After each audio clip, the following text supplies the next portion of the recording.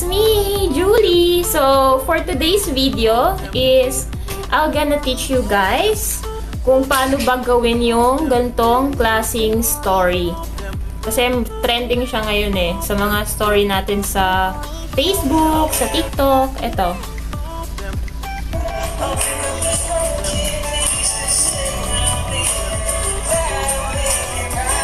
Yung mga may lumalabas na lyrics ng kanta dun sa mismong story tapos sa picture na gusto mo. So, before we start, please subscribe to my channel here.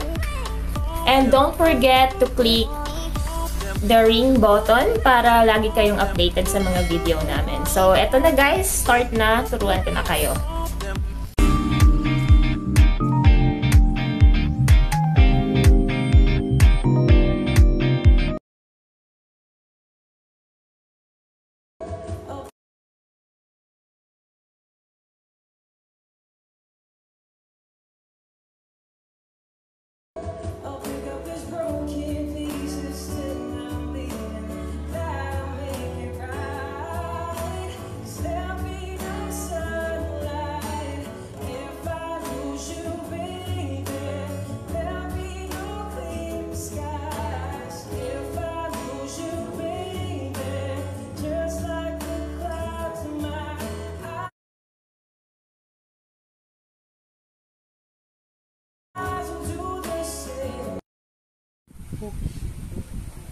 Start na natin.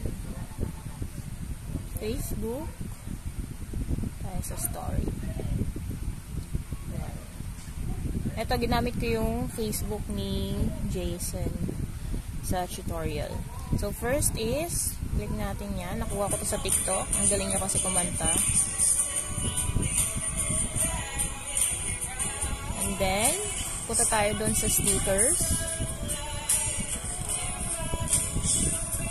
Tapos, lalagay ko yung picture na gusto nyo. Anything na gusto nyo guys, lalagay nyo lang dyan. So, ito yung nilagay ko.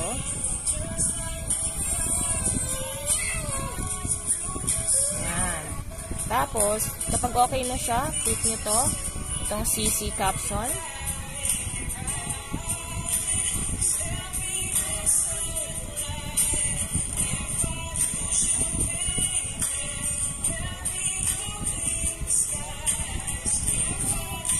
Yan. So, pwede nyo siyang palitan ng color.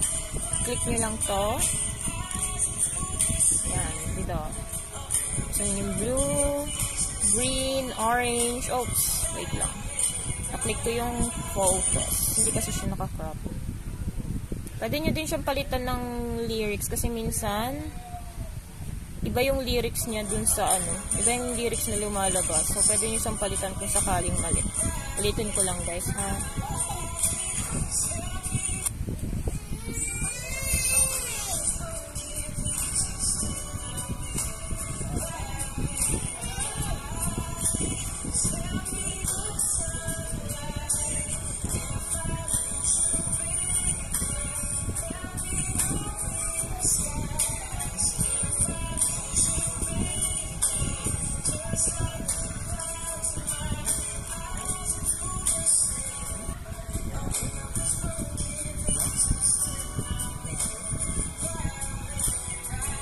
Yan. So, share nyo lang siya. And, ito pala pwede nyo siyang palitan kung gusto nyo pa ganyan. Or pa ganyan yung pagkakagawa ng lyrics. Or pwedeng pa ganito. Yan. Diba? Ang ganda tingnan. Alright. So, that's for today's video, guys. Thank you for watching. So, don't forget to subscribe to our YouTube channel. And follow us on TikTok and Facebook. Thank you.